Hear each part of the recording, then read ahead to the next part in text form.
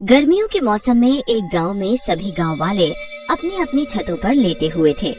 चांदनी रात थी और ठंडी ठंडी हवा चल रही थी। उसी गांव में नमन अपनी पत्नी और बच्चों के साथ रहता था। नमन का बेटा राजू चांद की ओर देख रहा होता है और नमन से बोलता है, पिताजी, ये चांद रात में चांद होता है और दिन में सूरज क्यों बन जाता है? बेटा, चांद और सूरज दो अलग अलग चीजें हैं। सूरज दिन में निकलता है और चांद रात में, समझे?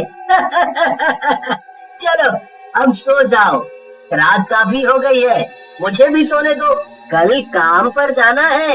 ऐसा कहकर नमन सोने लगता है, लेकिन राजू को नींद नहीं आती और वो चांद को देखता रहता है। थोड़ी देर बाद चांद का रंग बदलने लगता है और वो लाल रंग का हो जाता है। ये देख राजू नमन से बोलता है, पिताजी, पिताजी, चांद का रंग बदल गया है, देखो देखो वो लाल हो गया।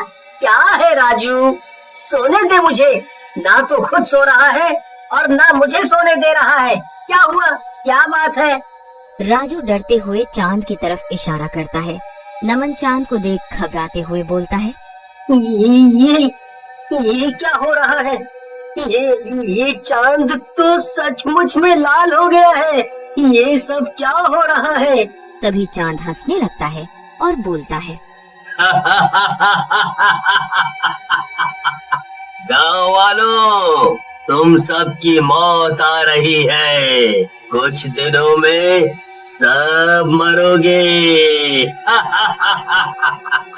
सब के सब या तो यहाँ से भाग जाओ। उसके बाद चांद का रंग फिर से पहले जैसा सफेद हो जाता है। लेकिन गांव वाले काफी घबरा जाते हैं और अगले दिन सुबह गांव की चौपाल में मिलते हैं। नमन भीमा से बोलता है, भीमा भैया, कल देखा आपने, चांद का रंग बदल गया था और वो हमें मारने की भी धमकी दे रहा था। पता नहीं क्या हो रहा है ये सब कुछ। हाँ, देखा तो मैंने भी अपनी छत से था, लेकिन मुझे कुछ बात समझ नहीं आई। मुझे तो आंखों का भ्रम लगा। अरे भीमा भैया, ये कौनो गणित का सवाल है जो तुमको नहीं समझ आया है? और दारू पिए थे का जब भ्रम लगा? अरे वो चंदवा हम लोगों को धमका रहा था सीधा सीधा, और तुम कहा तो कुछ समझ नहीं आया है? अरे इसीलिए तो मैं तुमसे बात नहीं करता पुत्तन, बिल्कुल जाहिल की तरह बात करते हो। अरे तुम दोनों लड़ो मत। एक तो ये चांद की बात से इतना डर लग रहा है और ऊपर से तुम दोनों भी लड़ रहे हो।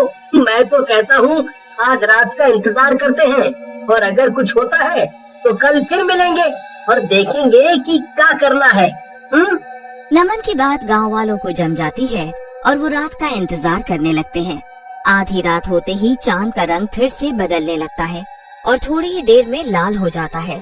गांव वाले अपनी अपनी छतों पर खड़े होकर ये सब देख रहे होते हैं। मुझे देख रहे हो? लगता है मेरी बात तुम लोगों को समझ नहीं आई। लगता है तुम लोग मर के ही मानोगे। चांद की बात सुनकर नमन कहता है, चांद जी, ये हमारा गांव है, हम इसे छोड़कर कहीं नहीं जाएंगे। लेकिन तुम हो कौन? लगता है तुम लोगों ने मरने का ठान लिया है। अगर ऐसा ही है तो ये ही सही। चांद के ऐसा बोलते ही वहाँ जोरों से लाल रंग की बारिश होने लगती है। ये देख गांव वाले घबरा जाते हैं। लेकिन वहीं पर एक शराबी जिसका नाम दिनेश होता है बोलता है, अरे तुम लोग तो कह रहे थे कि लाल रंग की बारिश हो रही है। मुझे तो ये रेड वाइन लग रही है। दिनेश की बीवी सीमा गुस्से में चिल्लाती है और बोलती है, हाय रे, मेरी फूटी किस्मत, कहाँ से मैं इस शराबी के पल्ले पड़ गई। अरे मनहूस, ये शराब नहीं खून है। तुझे खून और शराब में फर्क नहीं पता चलता क्या? अरे हाय। सीमा के मुंह से खून का नाम आते ही सब गांव वाले बारिश की बूंदों को हाथ में लेते हैं। वो बूंदे सच में इंसानी खून होता है। अरे ये तो सचमुच में खून है। सब के सब भागो और अपने घरों के अंदर चले जाओ। नमन की बात सुनकर सारे गांव वाले घर के अंदर चले जाते हैं और छिप जाते हैं। रात भर वो खून की बारिश होती रहती है। सुबह होने पर गांव वाले घरों से बाहर निकलते हैं। चारों तरफ खून ही खून होता है। अरे ये सब क्या हो गया? हमारी तो गेहूं की पूरी फसल ही बर्बाद हो गई। अरे पुत्तन भैया, आप रोइए मत। हमारे यहाँ तो चांद और सूरज की पूजा करते हैं, लेकिन ये सब क्या हो रहा है कुछ समझ नहीं आ रहा। हम सब गांव वाले आपके साथ हैं। हमारी भी फसलें खराब हो गई हैं। हमें मिलकर इस समस्या का समाधान निकालना होगा। क्या समाधान निकालोगे नमन तुम? देखा नहीं उस चांद ने हमें क्या कहा है? इस गांव को छोड़कर चले जाओ। भीमा भैया, आपको जाना है तो जाओ। मैं ये गांव छोड़कर कहीं नहीं जाऊंगा। ये मेरा गांव है। मैं एक शैतान से डरकर गांव नहीं छोड़ सकता। ऐसा कहकर नमन वहाँ से चला जाता है। रात होते ही वही खूनी चांद फिर से निकलता है और बोलता है, तुम गांव वाले लगता है ऐसे नहीं जाओगे। अगर ऐसा है तो मरो फिर। ऐसा कहकर चांद फिर से वही खूनी बारिश करने लगता है। गांव वाले पूरी रात घरों में दुबक कर बैठे रहते हैं और सुबह जब सब बाहर निकलते हैं, गांव वाले अपने अपने जानवरों के पास जाते हैं, लेकिन बारिश की वजह से सारे जानवर मर चुके होते हैं। गांव वाले रोने लगते हैं और परेशान हो जाते हैं। नमन भैया, लगता है अपना इस गांव में इतना ही दाना पानी था। अब हमें ये गांव खाली कर देना चाहिए, नहीं तो अपने पालतू जानवरों के बाद अपना भी नंबर आ जाएगा। हाँ। ऐसा कहकर भीमा और उसके पीछे सभी गांव वाले वहाँ से चले जाते हैं। तभी नमन का बेटा राजू वहाँ आता है और नमन से कहता है, पिताजी, मुझे आप पर गर्व है। आप सचमुच में बहादुर हैं। मैं आपके साथ ही रहूंगा। राजू की बात सुनकर नमन को हिम्मत आ जाती है और वो गांव से दूर एक जंगल में एक साधु बाबा के पास जाता है। साधु बाबा नमन को देखकर मुस्कुराने लगते हैं और बोलते हैं,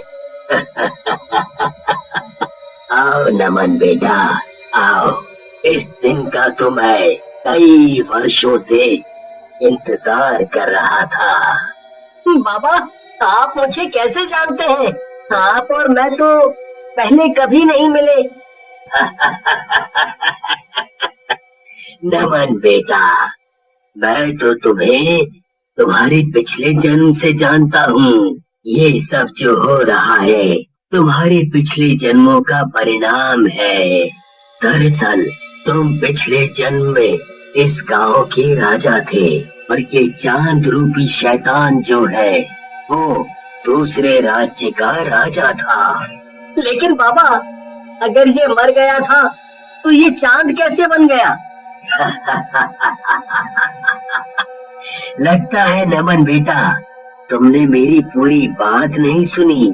अरे ये तांत्रिक शक्तियों में निपुण था और इसने अपनी तंत्र विद्या से चांद को बंदी बना रखा है। लेकिन बाबा, अब हम इससे कैसे निपटेंगे? अगर ऐसे ही रहा तो ये सबको मार डालेगा। बेटा, उपाय तो है लेकिन बहुत कठिन है। बाबा, कुछ भी हो, मैं लोगों की जान बचाने के लिए कुछ भी करूंगा। बेटा, तुम्हें अपने बेटे राजू के अंदर मेरी आत्मा को जाने देना होगा, क्योंकि चांद के पास जाकर ही उस शैतान को मारा जा सकता है। नमन के हाँ करते ही साधु बाबा अपने प्राण त्याग देते हैं और उनकी आत्मा नमन के साथ जाती है।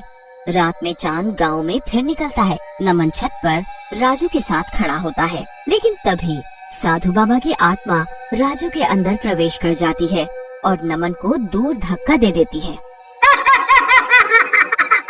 दुष्ट शैतान, नमन को तू छू भी नहीं सकता। आज तेरी मौत पक्की है।